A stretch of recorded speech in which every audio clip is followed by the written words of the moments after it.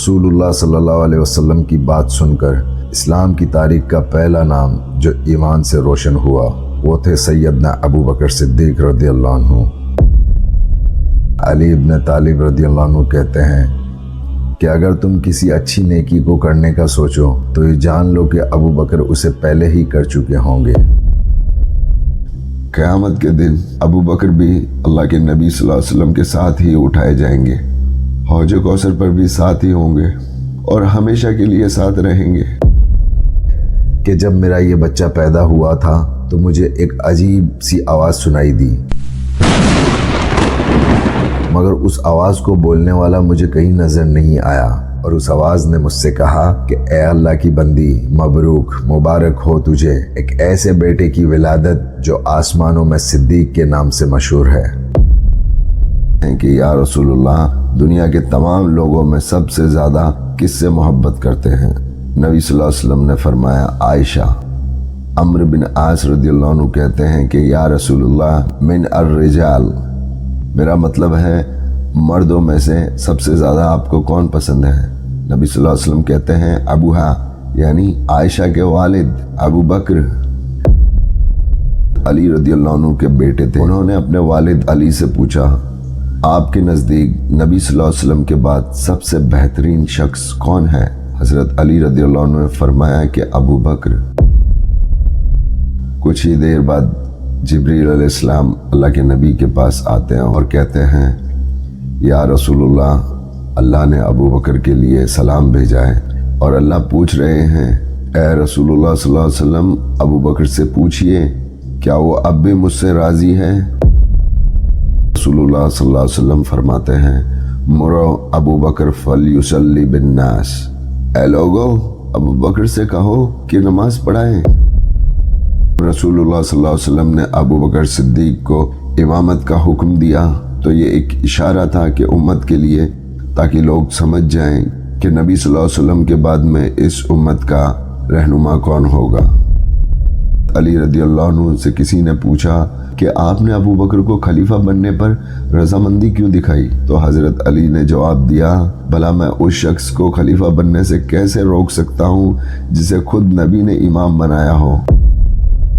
कि रसूलुल्लाह सल्लल्लाहु अलैहि वसल्लम अब इस दुनिया में नहीं रहे, उनकी आंखों से आंसू बहने लगे और उन्होंने फरमाया इन्ना लिल्लाहि व इन्ना इलैहि राजिऊन, अल्लाह ही का है जो दिया है और हम सब उसी की तरफ लौटने वाले हैं। और जैसे ही उन्होंने अल्लाह के हबीब का चेहरा देखा, अबू बकर सिद्दीक रदियल्लाहु अन्हु घुटने पर गिर गए और रसूलुल्लाह सल्लल्लाहु अलैहि वसल्लम के मुबारक चेहरे को चूमने लगे और रोते हुए कहते हैं मेरी जान आप पर कुर्बान या रसूलुल्लाह। और कहते हैं ऐ सहाबा, क्या रसूलुल्लाह सल्लल्लाहु अलैहि वसल्लम ने तुम्हें ये नहीं बताया था कि एक दिन उनको इस दुनिया से जाना है? क्या अल्लाह ने कुरान में नहीं फरमाया कि मोहम्मद सिर्फ एक रसूल है, अगर कोई उनका कत्ल कर दे या वो वफात पा जाए तो क्या तुम अपने इस दीन से फिर जाओगे? ऐ लोगो, जो अल्लाह की इबादत करता है वो जान ले कि अल्लाह हमेशा जिंदा है, अल्लाह कभी नहीं मरता। और जो मोहम्मद सल्लल्लाहु अलैहि वसल्लम की इबादत करता है तो वो ये जान ले कि मोहम्मद सल्लल्लाहु अलैहि वसल्लम अब इस दुनिया में नहीं है। अबू बकर सिद्दीक रदियल्लाहु अन्हु हर जगह अल्लाह के नबी के साथ थे, इस्लाम से पहले भी, इस्लाम के बाद भी, गार में भी और गार से कब्र में भी। क़यामत के दिन अबू बकर भी अल्लाह के नबी सल्लल्लाहु अलैहि वसल्लम के साथ ही उठाए जाएंगे, हौज कौसर पर भी साथ ही होंगे और हमेशा के लिए साथ रहेंगे।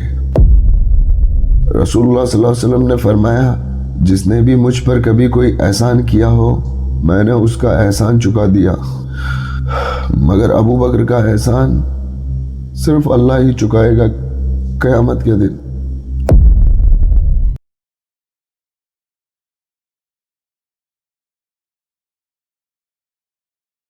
What a man this man was, what a role model।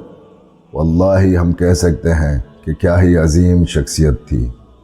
Syedna Umar ibn Khattab रदियल्लाहु अन्हु कहते हैं कि जब भी सैयदना अबू बकर सिद्दीक रदियल्लाहु अन्हु का जिक्र होता है, चाहे उनकी कोई एक्सीलेंसी हो, स्ट्रगल हो, सेक्रीफाइसेस या कोई चैरिटी को याद किया जाता है, तो उमर फारूक कहते हैं اگر نیکیوں کا کوئی کمپٹیشن ہو تو سیدنا ابو بکر صدیق رضی اللہ عنہ نے اپنے بعد آنے والوں کے لیے معاملہ یا یہ کمپٹیشن بہت مشکل کر دیا ہے۔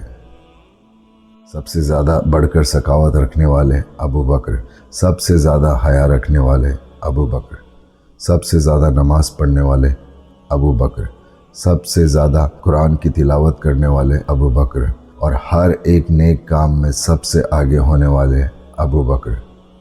اور اسی لیے سیدنا علی ابن طالب رضی اللہ عنہ کہتے ہیں کہ اگر تم کسی اچھی نیکی کو کرنے کا سوچو تو یہ جان لو کہ ابو بکر اسے پہلے ہی کر چکے ہوں گے۔ سبحان اللہ۔ یہ ایمان لانے کے بعد اگلے ہی دن ابو بکر صدیق رضی اللہ عنہ نے اس دین کی خاطر، اس دین کے لیے لوگوں کو دعوت دینا شروع کر دیا، اور اللہ کے نبی صلی اللہ علیہ وسلم کے سامنے کن لوگوں کو لا کے کھڑا کر دیا۔ وہ نبی صلی اللہ علیہ وسلم کی خدمت میں صرف عام لوگوں کو لے کر نہیں آئے، بلکہ بڑے بڑے پہاڑوں کو اللہ کے نبی کے سامنے لا کے کھڑا کر دیا، اور ان بڑے بڑے پہاڑوں کے نام میں شمار ہیں سیدنا عثمان بن عفان رضی اللہ عنہ، ابو عبیدہ بن جراح، سعد ابن ابی وقاص، زبیر ابن عوان، طلحہ بن عبید اللہ اور عبد الرحمن بن عوف جیسی بے مثال ہستیاں اسلام میں داخل ہوئی، جو خود اپنے آپ میں عظیم شخصیت تھیں اور عشرہ مبشرہ میں سے ہیں۔ اور عشرہ مبشرہ سے مطلب کہ جن لوگوں کو رسول اللہ صلی اللہ علیہ وسلم نے دنیا میں ہی جنتی ہونے کی گارنٹی دے دی تھی۔ لیکن آج بڑے افسوس کی بات ہے، ہماری بدنصیبی ہے کہ آج ہم اسلام کے ان ہیروز کے بارے میں کچھ بھی نہیں جانتے۔ ہم میں سے بہت سارے تو ایسے ہیں کہ جو ان کے ناموں تک سے واقف نہیں ہیں، لیکن انشاءاللہ my brothers and sisters, very soon we will cover the stories of these mountains, these heroes of Islam. رسول اللہ صلی اللہ علیہ وسلم کی بات سن کر اسلام کی تاریخ کا پہلا نام جو ایمان سے روشن ہوا وہ تھے سیدنا ابو بکر صدیق رضی اللہ عنہ۔ اور جب نبی صلی اللہ علیہ وسلم سے یہ پوچھا گیا کہ یا رسول اللہ، آپ کو صحاباؤں میں سے سب سے زیادہ پسندیدہ کون ہیں، تو نبی صلی اللہ علیہ وسلم جواب دیتے ہیں اور کہتے ہیں کہ مجھے میرے صحاباؤں میں سب سے زیادہ پسندیدہ اگر کوئی ہے تو وہ ابو بکر ہے۔ ابو بکر جو بچپن سے ہی نبی صلی اللہ علیہ وسلم کے ساتھ ہی تھے، ابو بکر جو نبی صلی اللہ علیہ وسلم کے سب سے زیادہ عزیز دوست تھے، جب سب نے ساتھ چھوڑ دیا تو ایک شخصیت تھی جو ہمیشہ نبی صلی اللہ علیہ وسلم کے ساتھ میں ہر ایک سچویشن میں ساتھ کھڑی تھی، وہ تھے ابو بکر صدیق رضی اللہ عنہ۔ ابو بکر صدیق رضی اللہ عنہ ایسی شخصیت تھی کہ ان کی عقل مندی اور ان کا وزڈم اتنا گریٹ تھا کہ نبی صلی اللہ علیہ وسلم خود ان سے مشورہ فرماتے تھے۔ مائی بردرس اینڈ سسٹرز، ہر ایک نازک گھڑی میں، ہر ایک آزمائش میں، بدر کی للکار میں یا احد کی آزمائش میں تو وہیں خندق کی سختی میں، مکہ مکرمہ کو چھوڑ کر مدینہ منورہ کا ہجرت کا سفر آسان نہیں تھا۔ راستے میں دشمن پیچھے پڑے تھے، بھوک پیاس، ہر ایک طرح کی تکلیف، لیکن ایک شخص تھا جو ہمیشہ رسول اللہ صلی اللہ علیہ وسلم کے ساتھ میں ہر قدم پہ بنا رہا، ابو بکر۔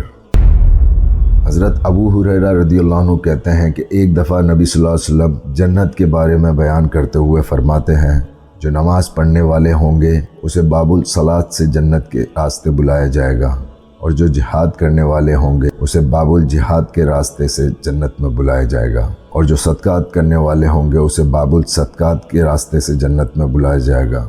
تو وہیں جو روزہ رکھنے والے ہوں گے انہیں باب الریان سے جنت میں بلایا جائے گا۔ اس پر ابو بکر صدیق رضی اللہ عنہ کہتے ہیں کہ یا رسول اللہ، اس شخص کا کیا ہی کہنا جسے جنت کے سارے دروازے ایک ساتھ بلاتے ہوں۔ سبحان اللہ۔ پھر ابو بکر صدیق رضی اللہ عنہ رسول اللہ صلی اللہ علیہ وسلم سے پوچھتے ہیں کہ یا رسول اللہ، کیا کوئی ایسا شخص بھی ہوگا جن کو جنت کے سارے دروازے بلائیں گے؟ اس پر نبی صلی اللہ علیہ وسلم کہتے ہیں، اے ابو بکر، ہاں مجھے امید ہے کہ تم ان میں سے ہی ہوں گے۔ سبحان اللہ۔ اور اسی لیے نبی صلی اللہ علیہ وسلم فرماتے ہیں کہ دنیا میں اگر کسی نے بھی میرے اوپر کسی بھی طرح کا کوئی فیور کیا ہو یا دنیا میں کسی کا مجھ پر کوئی احسان رہا ہو تو میں نے اس کا بدلہ اس دنیا میں چکا دیا ہے، سوائے ابو بکر کے۔ بے شک مجھ پر ابو بکر کا احسان ہے، اور قیامت کے دن صرف اللہ ہی ابو بکر کے ان احسانوں کو چکائے گا۔ یہ ساری امت سیدنا ابو بکر صدیق رضی اللہ عنہ کی احسان مند ہے۔ سیدنا ابو بکر صدیق رضی اللہ عنہ کا اصلی نام عبداللہ تھا اور ان کے والد کا نام عثمان۔ وہ رسول اللہ صلی اللہ علیہ وسلم سے تقریباً 2 سال اور 3 مہینے چھوٹے تھے، اور ابو بکر صدیق رضی اللہ عنہ کا تعلق قریش کے بنی تائم قبیلے سے تھا۔ اور ایک دفعہ یوں ہوتا ہے کہ رسول اللہ صلی اللہ علیہ وسلم شام کی طرف ایک سفر میں جاتے ہیں اور وہاں کے کچھ بڑے عیسائی پادریوں سے ان کی ملاقات ہوتی ہے، جیسے کہ بحیرہ رحیم اور نستورہ رہیب۔ تو نبی صلی اللہ علیہ وسلم کو دیکھ کر ان راہبوں نے پہچان لیا تھا کہ یہی اللہ کے آخری نبی ہے جن کا ذکر تورات اور زبور جیسی آسمانی کتابوں میں موجود ہے۔ اور اسی طرح ایک بار یوں ہوا کہ ان راہبوں نے، ان عیسائی پادریوں نے سیدنا ابو بکر صدیق رضی اللہ عنہ کو دیکھا اور ان کی پرسنالٹی اور ان کی پریزنس کو دیکھ کر پہچان لیا تھا، اور انہوں نے ابو بکر سے پوچھا، اے ابو بکر، بہت جلد ہی عرب کے اندر ایک نبی ظاہر ہوں گے اور تم سب سے پہلے اس نبی پر ایمان لانے والے شخص ہوں گے۔ اور پھر آگے دنیا نے دیکھا، ہوا بھی ایسا ہی، سبحان اللہ۔ سیدنا ابو بکر صدیق رضی اللہ عنہ خود فرماتے ہیں کہ ایک دفعہ میں یمن کے سفر میں گیا اور وہاں میری ملاقات ایک بڑے عالم سے ہوئی جو پرانی آسمانی کتابوں کا علم رکھتا تھا۔ جب اس عالم کی نظر مجھ پر پڑی تو اس نے مجھ سے کہا کہ مجھے لگتا ہے کہ تم حرم کے لوگوں میں سے ہو، تم مکہ المکرمہ کے رہنے والے ہو۔ سیدنا ابو بکر صدیق رضی اللہ عنہ جواب دیتے ہیں کہ ہاں، میں اہل حرم سے ہوں اور میں مکہ المکرمہ میں رہتا ہوں۔ پھر اس شخص نے عجیب طور پر مجھ سے کہا کہ مجھے لگتا ہے کہ تم قریش کے قبیلے سے ہو، اور ابو بکر صدیق رضی اللہ عنہ اس بات کی تصدیق دیتے ہوئے کہتے ہیں کہ ہاں، میں قریشی ہوں اور میں قریش کے قبیلے سے تعلق رکھتا ہوں۔ پھر اس عالم نے اور بھی زیادہ حیرت انگیز طریقے سے پوچھا، مجھے لگتا ہے کہ تم بنو تائم قبیلے کے خاندان سے ہو۔ سیدنا ابو بکر صدیق رضی اللہ عنہ نے اس شخص سے کہا کہ ہاں، میں بنو تائم سے ہوں، میرا نام عبداللہ ہے اور میں غاب کی فیملی سے ہوں۔ پھر اس شخص نے بڑے ہی حیرت انگیز طریقے سے پوچھا کہ ابھی ایک نشانی اور باقی ہے۔ تو ابو بکر صدیق رضی اللہ عنہ نے اس سے پوچھا کہ کیا کہنا چاہتے ہو، کس طرف اشارہ ہے، میں سمجھا نہیں۔ اس شخص نے کہا کہ میں نے اپنی پرانی آسمانی کتابوں میں پڑھا ہے کہ آخری زمانے میں ایک نبی کو بھیجا جائے گا اور 2 شخص ہوں گے اس کے ساتھی جو اس نبی کو سپورٹ کریں گے۔ ایک بالکل کم عمر کا ینگ ایج کا ہوگا اور دوسرا شخص جو ایوریج ایج کا ہوگا، درمیانی عمر کا، اور اس درمیانی عمر کے جو شخص کی نشانیاں ہیں وہ بتانے لگ جاتا ہے۔ اس کا رنگ سفید ہوگا، اس کی اپیرینس میں وہ دبلا پتلا ہوگا، اینڈ ایبو ہز نیول، اس کے ناف کے اوپر ایک خوبصورتی کا نشان ہوگا اور اس کے لیفٹ تھائی پر ایک نشان موجود ہوگا۔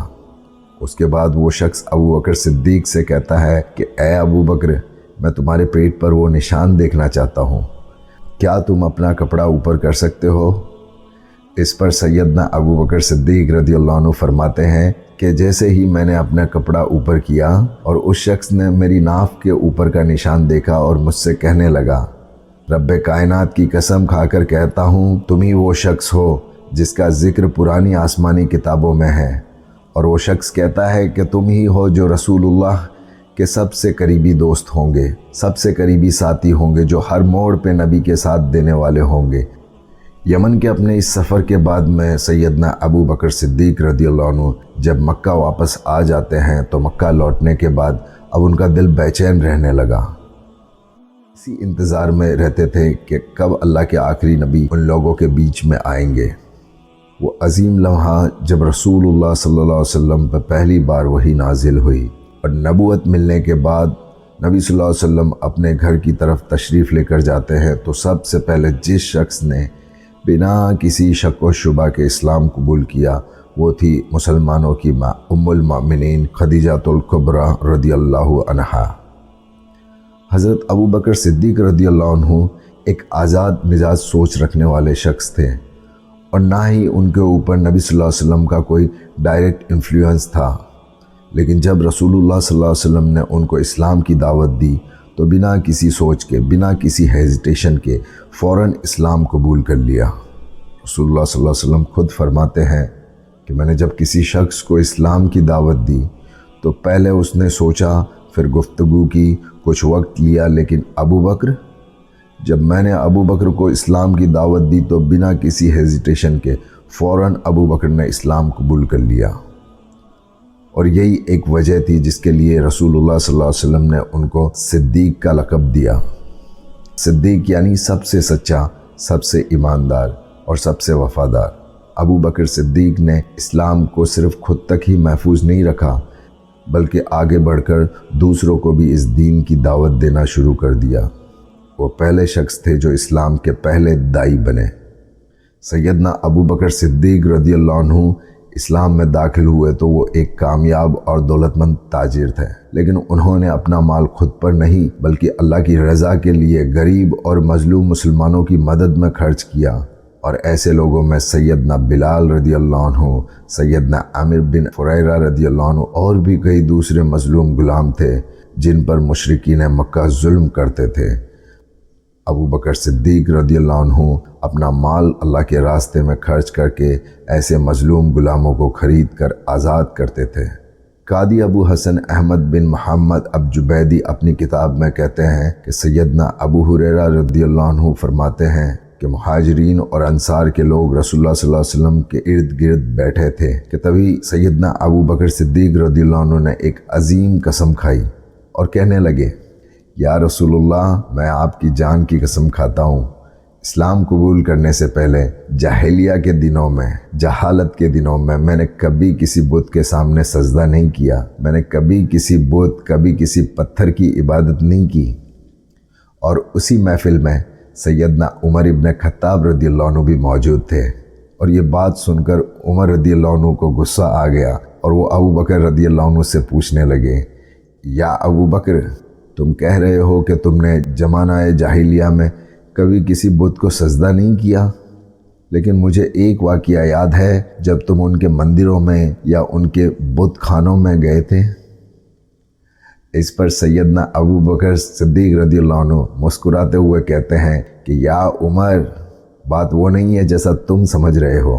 دراصل میں ایک مرتبہ میرے والد ابو قحافہ مجھے ایک بت خانے میں کوئی ایک مندر میں لے کے گیا تھا۔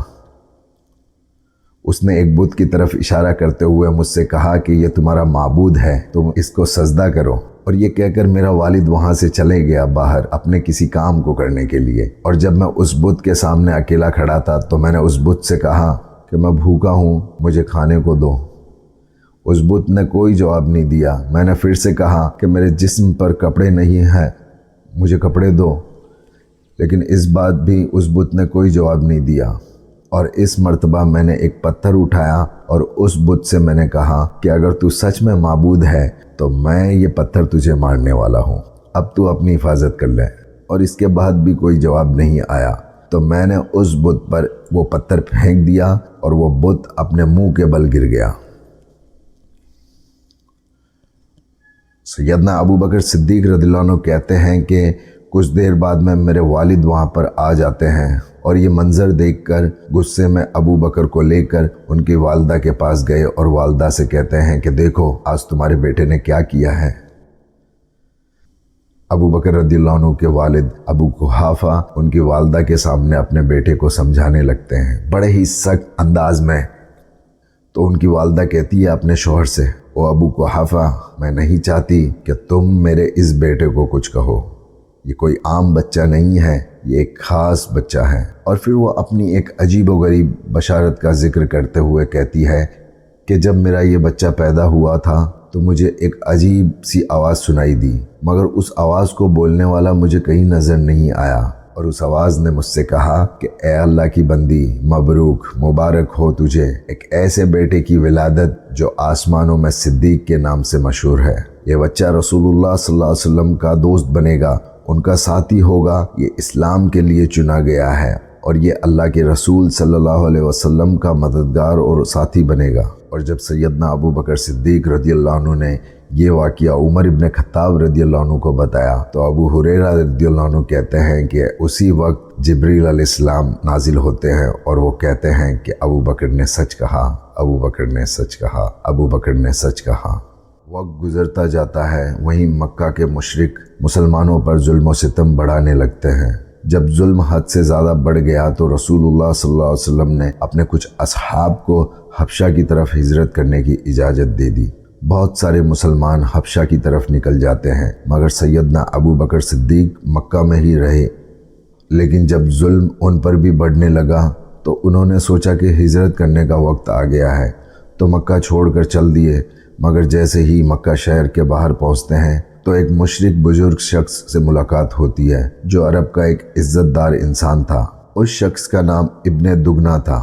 اس نے دیکھا کہ سیدنا ابو بکر صدیق مکہ چھوڑ کر جا رہے ہیں تو اس نے پوچھا، اے ابو بکر تم کہاں جا رہے ہو؟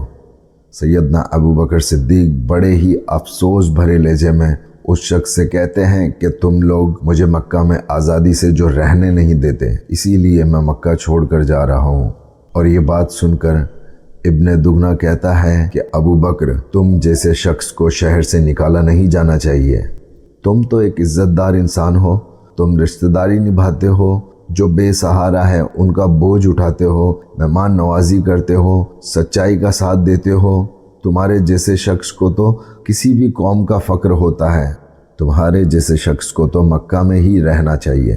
یہ وہ کفار تھے جو اسلام کے سب سے بڑے دشمن تھے، لیکن سیدنا ابو بکر صدیق کی شخصیت ہی ایسی تھی کہ دشمن بھی ان کی سچائی، ان کی ایمانداری اور خدمت اخلاق کا اقرار کرتے تھے۔ بعد میں جب مسلمانوں کی تعداد 38 یا 39 کے اراؤنڈ پہنچی تو سیدنا ابو بکر صدیق رضی اللہ عنہ نے اللہ کے نبی سے اجازت مانگی کہ یا رسول اللہ کیا میں کھلے میں حرم میں لوگوں کو اس دین کا پیغام سنا سکتا ہوں؟ تو نبی صلی اللہ علیہ وسلم نے ابو بکر سے کہا کہ او ابو بکر ابھی وقت مناسب نہیں ہے، ذرا انتظار کرو جب تک اسلام اور زیادہ مضبوط نہ ہو جائے۔ لیکن سیدنا ابو بکر صدیق کا جذبہ کم نہیں ہوا اور ہر بار واپس آتے اور ہر بار گزارش کرتے اور ہر بار اپنی محبت کا اظہار کرتے۔ اب رسول اللہ صلی اللہ علیہ وسلم نے دیکھا کہ سیدنا ابو بکر کی روح جو ہے وہ لوگوں کو اس دین کا دعوت دینا چاہتی ہے، ان کی روح اللہ کے دین کو اظہار کرنے کے لیے بے چین ہے، تو نبی صلی اللہ علیہ وسلم نے اس کی اجازت دے دی۔ My dear brothers and sisters, آگے اب آپ مسجد الحرم کا منظر سنیے۔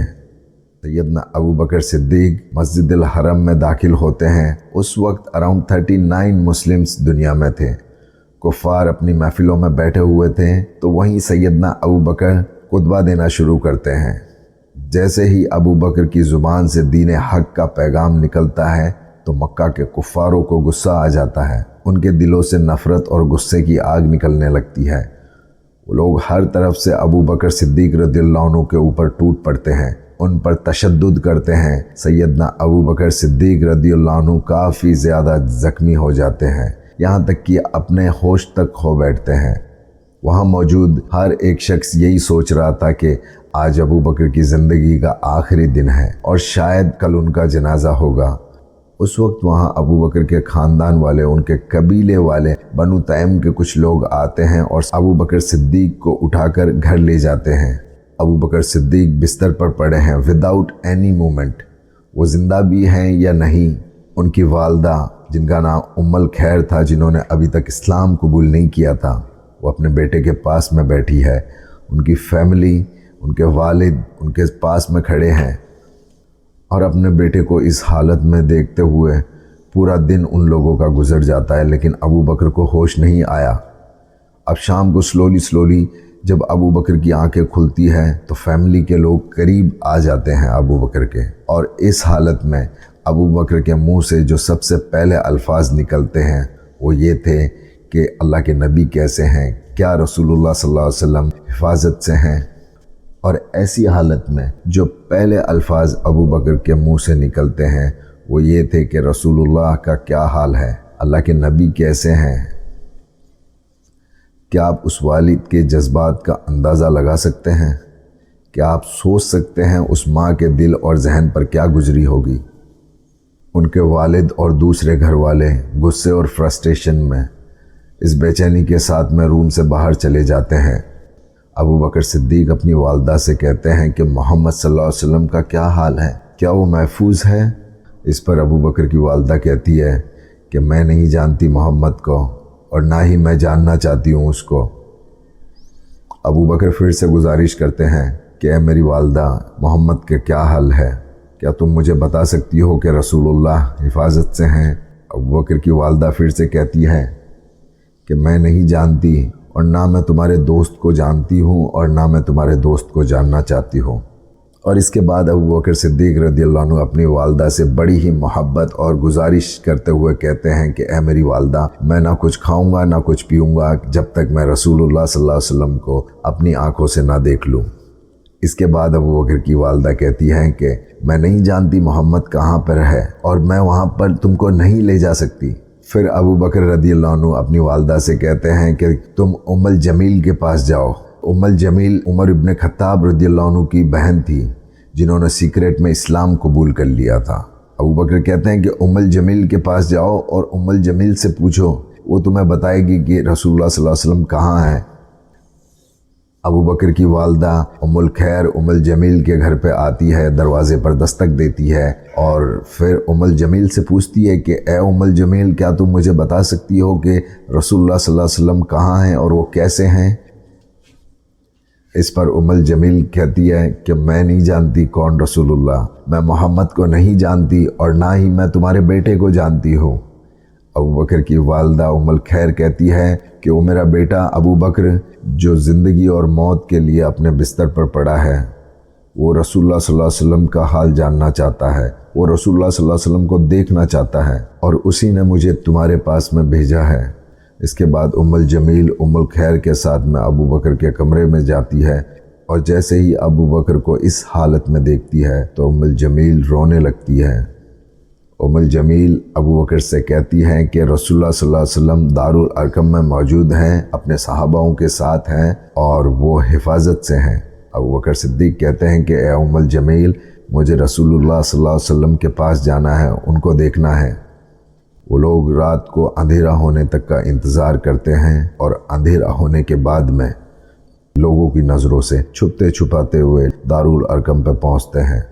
اور جب ابو بکر صدیق رضی اللہ عنہ رسول اللہ صلی اللہ علیہ وسلم کے سامنے آتے ہیں اور جب اللہ کے نبی کو اپنی آنکھوں سے دیکھتے ہیں تو ان کی آنکھوں سے آنسو نکل جاتے ہیں۔ دارالارقم میں موجود ساری صحاباؤں کی آنکھوں سے آنسو نکل پڑتے ہیں۔ یہ کیسی محبت تھی جو ابو بکر کے دل میں نبی صلی اللہ علیہ وسلم کے لیے تھی۔ پھر ابو بکر صدیق رضی اللہ عنہ اللہ کے نبی سے کہتے ہیں کہ یا رسول اللہ، یہ میری والدہ ہے جو آج میرے ساتھ آئی ہے۔ یا نبی اللہ، یہ بہت ذمہ دار اور مجھ سے بہت پیار کرنے والی عورت ہے۔ دیکھیے کیسے اس مشکل حالات میں مجھے آپ کے سامنے لے آئی ہے۔ یا رسول اللہ، آپ اللہ کے رسول ہیں، میں آپ سے گزارش کرتا ہوں کہ آپ اللہ سے دعا کیجئے کہ اللہ میری ماں کو، میری والدہ کو اس دین پر، اس دین حق پر، اسلام پر ہدایت عطا فرما دے۔ اللہ کے نبی اپنے دونوں ہاتھ اٹھا کر دعا کرتے ہیں اور اسی محفل میں ام الخیر ایمان لے آتی ہے۔ اشہد اللہ الہ الا اللہ و اشہد ان محمدً عبدہ و رسولہ۔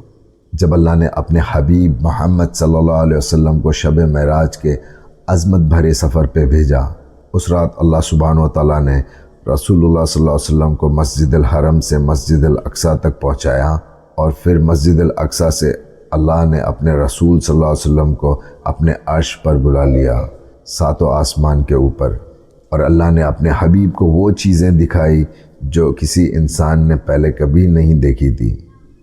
اور پھر اللہ کے حکم سے رسول اللہ صلی اللہ علیہ وسلم واپس سے مسجد الحرم میں آ گئے اور یہ سب کچھ رات کے کچھ چند حصے میں پورا ہو گیا۔ میرے دوستو، جب رسول اللہ صلی اللہ علیہ وسلم واپس آ گئے اور انہوں نے قریش کے مشرکین کو بتایا کہ اللہ نے ان کو کس طرح اس عظیم سفر سے نوازا، تو مشرکین مکہ حیران ہو گئے کہ مسجد الحرم سے مسجد الاقصیٰ کا سفر جو قریب 30 دن کا ہے، وہ ایک رات کے کچھ حصے میں کیسے ممکن ہو سکتا ہے۔ مشرکین مکہ بے یقین ہو گئے اور اس بات پر تعجب کرنے لگے۔ مشرکین مکہ نے ایک فتنہ شروع کر دیا، یہاں تک کہ کچھ کمزور مسلمان بھی اس فتنے کے شکار ہو گئے اور کچھ تو نبی صلی اللہ علیہ وسلم کا ساتھ چھوڑ کر مرتد ہو گئے۔ اب یہ مشرکین مکہ اپنا فتنہ لے کر ابو بکر صدیق رضی اللہ عنہ کے پاس میں آتے اور ابو بکر سے کہتے ہیں کہ اے ابو بکر تمہیں پتہ ہے کہ تمہارا دوست کیا کہہ رہا ہے؟ ابو بکر صدیق کہتے ہیں کہ کیا کہہ رہا ہے؟ مشرکین مکہ ابو بکر سے کہتے ہیں کہ تمہارا دوست محمد وہ کہتا ہے کہ ایک رات کے چند حصے میں مکہ سے مسجد الاقصی کا سفر کر کے واپس آ گیا۔ اس پر ابو بکر صدیق کہتے ہیں اے کفار، اگر میرے دوست محمد صلی اللہ علیہ وسلم نے یہ کہا ہے کہ وہ ایک رات کے چند حصے میں مسجد الحرم سے مسجد الاقصی کا سفر کر کے آ گئے تو بے شک محمد نے بالکل سچ کہا ہے۔ ابو بکر کہتے ہیں کہ اے کفار، تم نے سوچا تھا کہ تم میرا ایمان ہلا دو گے؟ میں محمد پر اس سے بھی زیادہ عظیم چیزوں میں یقین رکھتا ہوں۔ میں اس وحی پر ایمان رکھتا ہوں جو رب العرش سے آتی ہے اور محمد تک پہنچتی ہے۔ نبی صلی اللہ علیہ وسلم کے اس دنیا سے جانے کے بعد ایک دن عمر ابن خطاب رضی اللہ عنہ ابو بکر سے کہتے ہیں کہ یا ابو بکر، میں اپنی زندگی کے تمام اعمال اور تمام نیکیاں، یہاں تک کہ اپنی فیملی کے تمام اعمال اور نیکیاں تمہارے نام کرنے کے لیے تیار ہوں، لیکن بدلے میں تم مجھے تمہاری زندگی کا وہ ایک دن اور وہ ایک رات دے دو۔ تو اس پر ابو بکر صدیق رضی اللہ عنہ کہتے ہیں کہ یا عمر، کون سا دن اور کون سی رات؟ تو عمر ابن خطاب کہتے ہیں کہ وہ رات جو نبی صلی اللہ علیہ وسلم کے ساتھ میں تم نے غار طور میں گزاری تھی، اور وہ دن جب اللہ کے حبیب اس دنیا سے چلے گئے تھے۔ نبی صلی اللہ علیہ وسلم ایک رات اماں عائشہ رضی اللہ عنہ کے ساتھ میں آسمان کے نیچے بیٹھے تھے کہ اماں عائشہ کہتی ہے یا رسول اللہ، کیا دنیا میں کوئی ایسا شخص بھی ہے جس کے نیک اعمال آسمان کے ان چمکتے ستاروں کے برابر ہو؟ تو اس کے بعد رسول اللہ صلی اللہ علیہ وسلم کہتے ہیں کہ ہاں عائشہ، ایک شخص ہے۔ عائشہ رضی اللہ عنہا یہ من ہی من سوچ رہی تھی کہ اللہ کے نبی ان کے والد کا نام لیں گے، لیکن نبی صلی اللہ علیہ وسلم کہتے ہیں کہ عائشہ وہ شخص عمر ہے۔ یہ بات سن کر اماں عائشہ تھوڑی اداس اور مایوس ہو گئی، اور اللہ کے نبی نے جب ان کی اداسی اور ان کی مایوسی کو دیکھا تو فرمایا کہ اے عائشہ، کیا تم یہ چاہتی تھی کہ میں تمہارے والد کا نام لوں؟ عائشہ رضی اللہ عنہا کہتی ہیں کہ جی، میں امید کر رہی تھی کہ آپ میرے والد ابو بکر کا نام لیں گے۔ تو اللہ کے نبی صلی اللہ علیہ وسلم فرماتے ہیں کہ اے عائشہ، تمہارے والد ابو بکر کی صرف ایک رات جو انہوں نے میرے ساتھ غار طور میں گزاری تھی، وہ ایک رات عمر کے تمام نیک اعمالوں سے زیادہ افضل ہے۔ جب ہجرت کا وقت آیا اور ابو بکر صدیق رضی اللہ عنہ سفر کے لیے نکلتے ہیں تو ایک عجیب سا منظر دیکھنے کو ملتا ہے۔ جب ہجرت کا وقت آیا تو نبی صلی اللہ علیہ وسلم اور ابو بکر صدیق رضی اللہ عنہ سفر کے لیے نکلتے ہیں تو ایک عجیب سا منظر دیکھنے کو ملتا ہے۔ کیا دیکھتے ہیں کہ کبھی ابو بکر صدیق رضی اللہ عنہ نبی صلی اللہ علیہ وسلم کے پیچھے چل رہے ہیں اور پھر اچانک آگے بھاگ کر نبی صلی اللہ علیہ وسلم کے سامنے چلنے لگتے ہیں۔ تھوڑی دیر کے بعد میں پھر سے پیچھے چلے جاتے ہیں، اور جب ایسا کئی بار ہونے لگتا ہے تو آخر میں نبی صلی اللہ علیہ وسلم فرماتے ہیں کہ یا ابو بکر، کیا ہوا؟ تم ایسا کیوں کر رہے ہو؟ کبھی تم میرے پیچھے چلتے ہو، پھر اچانک آگے نکل جاتے ہو، پھر واپس پیچھے آتے ہو، پھر واپس آگے چلے جاتے ہو۔ اس پر ابو بکر صدیق رضی اللہ عنہ کہتے ہیں یا رسول اللہ، جب میں آپ کے پیچھے چلتا ہوں تو مجھے خیال آتا ہے کہ دشمن ہمارے پیچھے چل رہے ہوں گے اور میں پیچھے سے آپ کی حفاظت کر سکوں، لیکن پھر اچانک میرے ذہن میں یہ بات آتی ہے کہ شاید وہ دشمن سامنے گھات لگائے بیٹھے ہوں گے، اسی وجہ سے میں فوراً آپ کے آگے آ جاتا ہوں تاکہ آپ کو آگے سے بھی میں محفوظ کر سکوں۔ اپنی جان کی پرواہ نہیں، صرف یہ فکر کہ کہیں نبی صلی اللہ علیہ وسلم کو کوئی نقصان نہ پہنچ جائے۔ پھر جب غار طور کے قریب پہنچتے ہیں تو ابو بکر صدیق رضی اللہ عنہ کہتے ہیں کہ یا رسول اللہ، آپ ذرا رکیے، میں ذرا اندر جا کر دیکھتا ہوں کہ اس غار میں کوئی خطرہ تو نہ ہو، مجھے اندر جانے دے اور میں غار کو صاف کر سکوں۔ ابو بکر صدیق رضی اللہ عنہ غار میں جاتے ہیں اور جتنے بھی سوراخ اس غار میں ہوتے ہیں، جتنے بھی ہولز اس غار میں ہوتے ہیں، ان سبھی سوراخوں کو، ہولز کو بند کر دیتے ہیں۔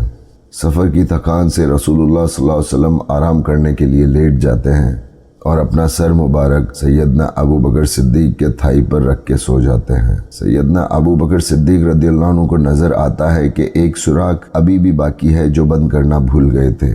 اب سیدنا ابو بکر صدیق سوراخ بند کرنے کے لیے کھڑے نہیں ہونا چاہتے تھے کیونکہ کہیں رسول اللہ صلی اللہ علیہ وسلم کی نیند خراب نہ ہو جائے۔ وہ وہیں اسی پوزیشن میں بیٹھے بیٹھے اس ہال پر اپنا پیر رکھ دیتے ہیں، اسی پوزیشن میں بیٹھے ہوئے، اور اس سوراخ کو اپنے پیر سے بند کر دیتے ہیں۔ اس سوراخ کے اندر، اس ہال کے اندر ایک زہریلا سانپ ہوتا ہے اور وہ ابو بکر صدیق رضی اللہ عنہ کے پیر پر کاٹ لیتا ہے۔ اب زہر جسم کے اندر پھیلنے لگتا ہے اور درد کے ساتھ ساتھ گزرنے والا ہر ایک پل ابو بکر کے لیے کافی تکلیف بھرا تھا۔ سیدنا ابو بکر صدیق نہیں چاہتے تھے کہ وہ رسول اللہ صلی اللہ علیہ وسلم کو ان کی نیند سے اٹھائیں، اور اللہ کے نبی کو نیند میں ڈسٹرب کرنے سے اچھا ہے کہ میں یوں ہی درد اور تکلیف میں پڑا رہوں۔ ابو بکر کے لیے اپنی جان قربان کر دینا آسان تھا، لیکن اللہ کے حبیب کو تکلیف دینا گوارا نہ تھا۔ جب ابو بکر کی تکلیف بڑھنے لگی تو ان کے ذہن میں، ان کے دل میں ایک بات آئی، میں اگر یہ دنیا چھوڑ کر جا رہا ہوں تو کم سے کم ایک مرتبہ میں اپنے نبی کو سلام تو کہہ دوں، تو کم سے کم ایک مرتبہ میں اپنے نبی کو سلام کہہ دیتا، السلام علیکہ یا رسول اللہ۔ یہ سوچ آئی ذہن میں اور ان کی آنکھوں سے آنسو نکل پڑے۔ آنسو رسول اللہ صلی اللہ علیہ وسلم کے چہرے مبارک پر گرتے ہیں، تبھی نبی صلی اللہ علیہ وسلم کی آنکھ کھل جاتی ہے اور ابو بکر سے کہتے ہیں کہ یا ابو بکر، کیا ہوا تم کو؟ سیدنا ابو بکر صدیق نے ساری بات بتا دی۔ رسول اللہ صلی اللہ علیہ وسلم نے اپنا مبارک لعاب لیا اور جہاں سانپ نے کاٹا تھا وہاں پر لگا دیا۔ ابو بکر صدیق کو ترنت شفا ملی اور گویا کبھی سانپ نے اس جگہ پہ کاٹا ہی نہ ہو۔ سیدنا عمرو ابن عاص رضی اللہ عنہ اللہ کے نبی کے پاس میں آتے اور کہتے ہیں کہ یا رسول اللہ، دنیا کے تمام لوگوں میں سب سے زیادہ کس سے محبت کرتے ہیں؟ نبی صلی اللہ علیہ وسلم نے فرمایا عائشہ۔ عمرو بن عاص رضی اللہ عنہ کہتے ہیں کہ یا رسول اللہ، من الرجال، میرا مطلب ہے مردوں میں سے سب سے زیادہ آپ کو کون پسند ہے؟ نبی صلی اللہ علیہ وسلم کہتے ہیں ابوہا، یعنی عائشہ کے والد ابو بکر۔ پھر عمرو بن عاص رضی اللہ عنہ کہتے ہیں اور پھر ان کے بعد کون؟ نبی کریم صلی اللہ علیہ وسلم فرماتے ہیں کہ عمر۔ پھر عمرو ابن عاص رضی اللہ عنہ نے پوچھا اور پھر ان کے بعد کون؟ رسول اللہ صلی اللہ علیہ وسلم نے ایک اور نام لیا۔ تبھی عمرو ابن عاص رضی اللہ عنہ نے سوچا کہ اگر میں یوں ہی سوال کرتا گیا تو شاید یہ لسٹ اور بھی لمبی ہوتی جائے گی اور میں کہیں آخر میں نہ بن جاؤں، اسی لیے میں نے سوال کرنا بند کر دیا۔ میرے دوستو، عمرو ابن عاص رضی اللہ عنہ کوئی عام شخصیت نہیں تھی، وہ ایک عظیم صحابی رسول تھے۔ ایک اور حدیث جو بخاری میں آتی ہے، اس میں محمد ابن حنفیہ رضی اللہ عنہ جو حضرت علی رضی اللہ عنہ کے بیٹے تھے، انہوں نے اپنے والد علی سے پوچھا، آپ کے نزدیک نبی صلی اللہ علیہ وسلم کے بعد سب سے بہترین شخص کون ہے؟ حضرت علی رضی اللہ عنہ نے فرمایا کہ ابو بکر۔ پھر ان کے بیٹے نے پوچھا اور ابو بکر کے بعد کون؟ علی بن طالب رضی اللہ عنہ کہتے ہیں کہ عمر۔ پھر ان کے بیٹے محمد ابن حنفیہ نے سوچا کہ شاید ان کے والد علی رضی اللہ عنہ اب عثمان رضی اللہ عنہ کا نام لیں گے، اسی لیے انہوں نے جلدی سے سوال بدل کر پوچھا، اور پھر آپ ہیں بہترین شخص عمر کے بعد؟ تو علی رضی اللہ عنہ کہتے ہیں کہ نہیں، میں صرف ایک عام شخص ہوں۔ نبی صلی اللہ علیہ وسلم کی آخری جنگ رومیوں کے خلاف تھی۔ اس وقت رومن امپائر نے ایک منصوبہ بنایا تھا کہ مدینہ پر حملہ کیا جائے۔ رسول اللہ صلی اللہ علیہ وسلم یہ کبھی نہیں چاہتے تھے کہ رومی لشکر مدینہ کے قریب آئے۔ اگر رومن فوج کا ایک بڑا لشکر مدینہ تک پہنچ جاتا ہے تو اس کا مقابلہ کرنا بہت مشکل ہو جاتا۔ اسی لیے نبی صلی اللہ علیہ وسلم نے ایک ایڈوائز دی کہ ہم مدینہ سے کہیں دور نکل کر ان سے مقابلہ کریں۔ لوگ تیار ہوئے اور لوگوں نے تیاریاں شروع کر دی اور ہر ایک شخص کو اس جنگ میں حصہ لینے کے لیے کہا گیا۔ لیکن بہت سے مسلمان ایسے بھی تھے جو اس جنگ کے سفر کو، اس جنگ کے خرچے کو اٹھانے کے لیے کیپیبل نہیں تھے۔ جنگ کا ایک لمبا سفر، بہت زیادہ گرمی، بہت مشکل بھرا سفر، اس جنگ کے لیے مال کی ضرورت تھی، سواریاں چاہیے تھی، اور بہت سارے مسلمان ایسے تھے جو اس جنگ میں چاہ کر بھی حصہ نہیں لے سکتے تھے کیونکہ وہ لوگ فائنینشلی اتنے کیپیبل نہیں تھے۔ اور اسی وجہ سے نبی صلی اللہ علیہ وسلم نے کھلے عام ایک اعلان کیا کہ جو بھی جتنا دے سکتا ہے اس مہم کے لیے مدد کرے۔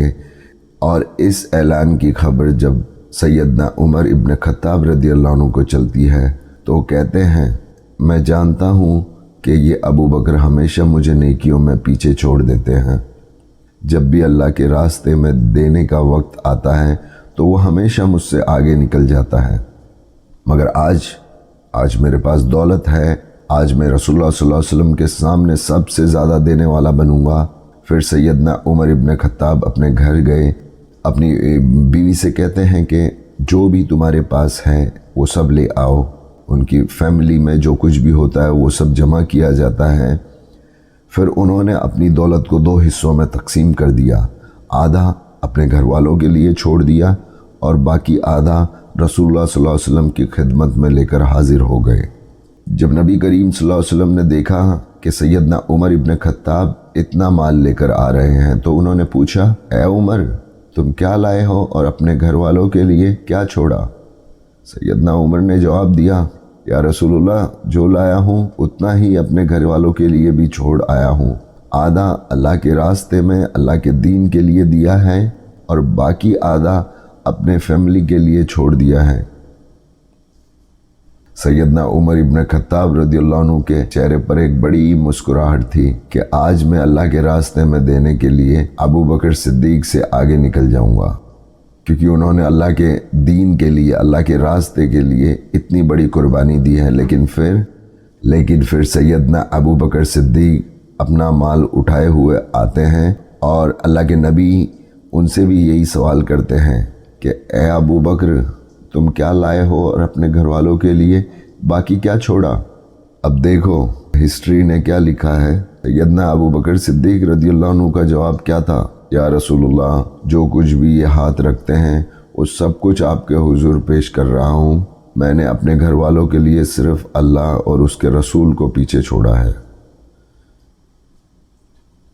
جب سیدنا عمر ابن خطاب رضی اللہ عنہ نے یہ سنا تو انہوں نے خود اقرار کر لیا کہ میں کبھی بھی ابو بکر سے آگے نہیں نکل سکتا کسی بھی نیک کام میں۔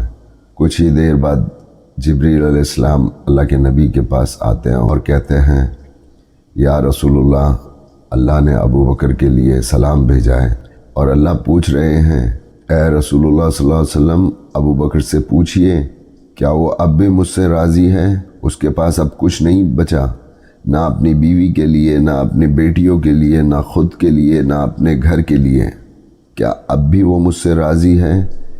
یہ سن کر سیدنا ابو بکر صدیق رضی اللہ عنہ کی آنکھوں سے آنسو نکل جاتے ہیں اور وہ کہتے ہیں، یا رسول اللہ میں اللہ سے کیسے ناراض ہو سکتا ہوں؟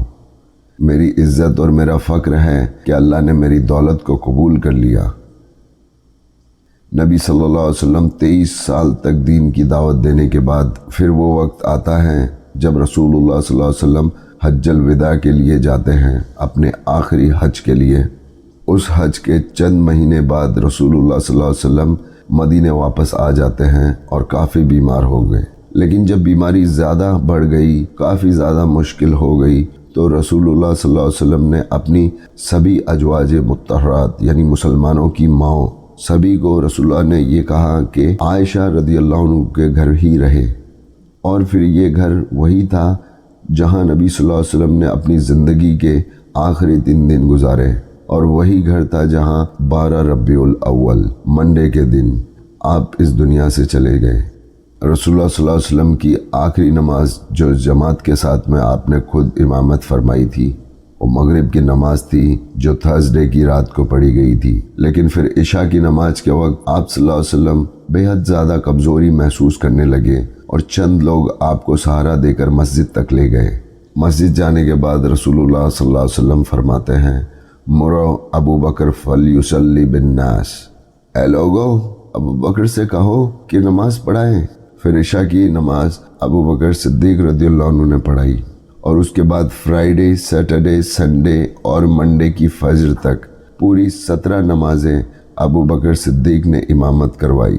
اور جب رسول اللہ صلی اللہ علیہ وسلم نے ابو بکر صدیق کو امامت کا حکم دیا تو یہ ایک اشارہ تھا کہ امت کے لیے، تاکہ لوگ سمجھ جائیں کہ نبی صلی اللہ علیہ وسلم کے بعد میں اس امت کا رہنما کون ہوگا۔ ایک دن جب نبی صلی اللہ علیہ وسلم اپنی طبیعت میں بہتر محسوس کر رہے تھے ہیلدی فیل کر رہے تھے، تو آپ صلی اللہ علیہ وسلم نے چاہا کہ وہ خود نماز کی امامت کریں، لیکن اس وقت ابو بکر صدیق رضی اللہ عنہ لوگوں کو آلریڈی نماز پڑھا رہے تھے۔ نبی صلی اللہ علیہ وسلم سہارا لیتے ہوئے آگے جاتے ہیں، ابو بکر نماز پڑھا رہے ہیں اور نماز پڑھاتے ہوئے پیچھے ہٹنے لگتے ہیں، اور پھر رسول اللہ صلی اللہ علیہ وسلم نے ابو بکر کو وہیں کھڑا رہنے کا اشارہ کر دیا، اور اللہ کے نبی خود ابو بکر کے رائٹ سائڈ میں آ کر بیٹھ گئے، اور وہ نماز اس طرح ادا ہوئی کہ اللہ کے نبی اصل امام تھے اور ابو بکر ان کی آواز کو لوگوں تک پہنچا رہے تھے۔ یہ پہلی اور آخری ایسی نماز تھی جو دو اماموں کے ساتھ لوگوں نے پڑھی۔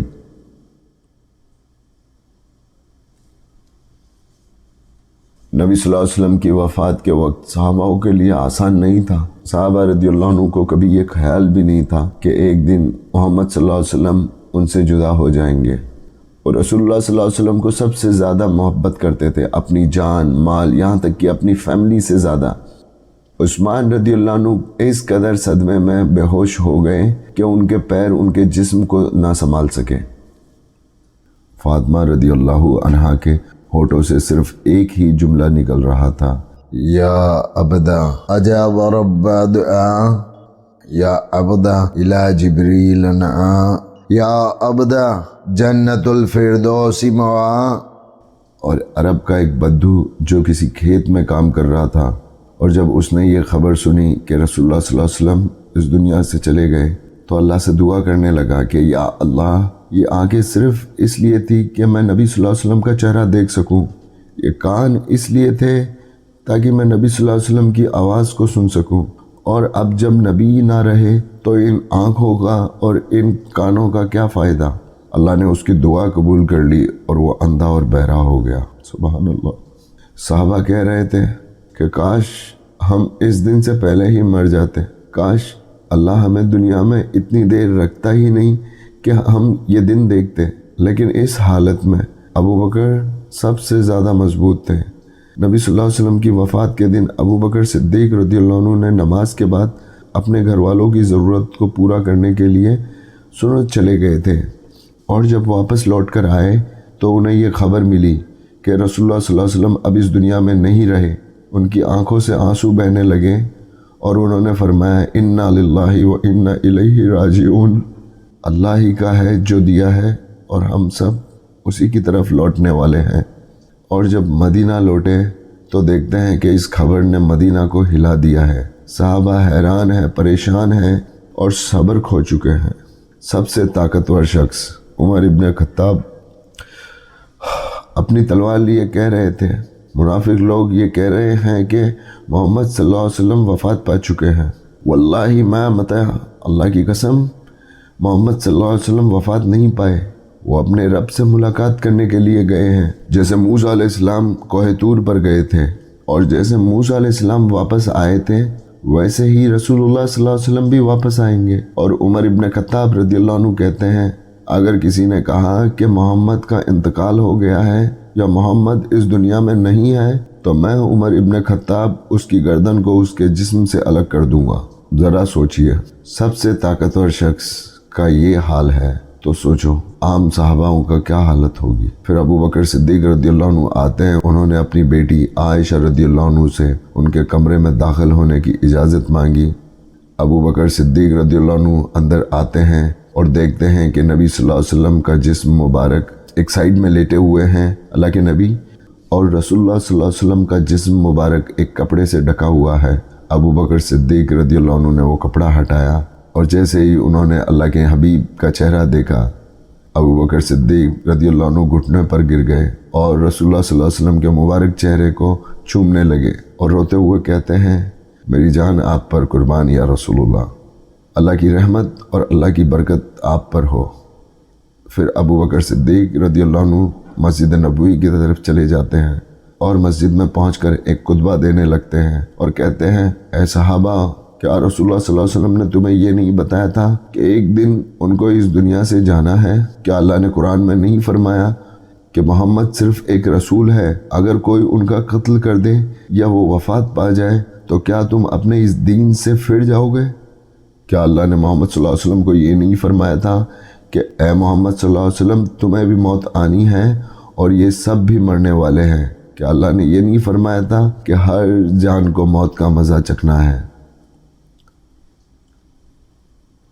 اور صرف یہ نہیں، اللہ نے ایک اور قدم آگے بڑھ کر فرمایا زمین پر جو بھی ہے سب فنا ہونے والا ہے، صرف ایک ذات باقی رہے گی جو عرش الکرسی کا مالک ہے۔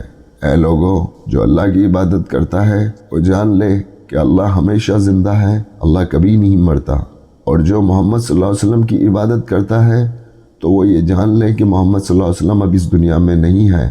اللہ سے ڈرو اور اپنے دین کو مضبوطی سے تھام لو۔ اور جب ابو بکر صدیق نے قرآن کی یہ آیات پڑھی، وَمَا مُحَمَّدٍ إِلَّا رَسُولٌ، محمد صلی اللہ علیہ وسلم صرف ایک رسول ہے، تو عمر ابن خطاب رضی اللہ عنہ کہتے ہیں کہ مجھے ایسا احساس ہوا، ایسے محسوس ہوا جیسے یہ آیات آج پہلی مرتبہ نازل ہوئی ہو۔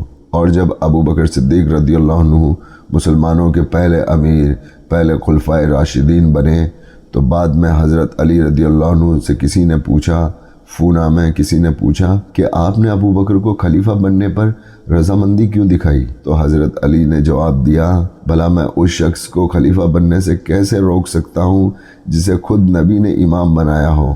ابو بکر صدیق رضی اللہ عنہ ہر جگہ اللہ کے نبی کے ساتھ تھے، اسلام سے پہلے بھی، اسلام کے بعد بھی، غار میں بھی اور غار سے قبر میں بھی۔ قیامت کے دن ابو بکر بھی اللہ کے نبی صلی اللہ علیہ وسلم کے ساتھ ہی اٹھائے جائیں گے، حوض کوثر پر بھی ساتھ ہی ہوں گے اور ہمیشہ کے لیے ساتھ رہیں گے۔ رسول اللہ صلی اللہ علیہ وسلم نے فرمایا، جس نے بھی مجھ پر کبھی کوئی احسان کیا ہو میں نے اس کا احسان چکا دیا، مگر ابو بکر کا احسان صرف اللہ ہی چکائے گا قیامت کے دن۔ سبحان اللہ و بحمدہ، سبحان اللہ العظیم۔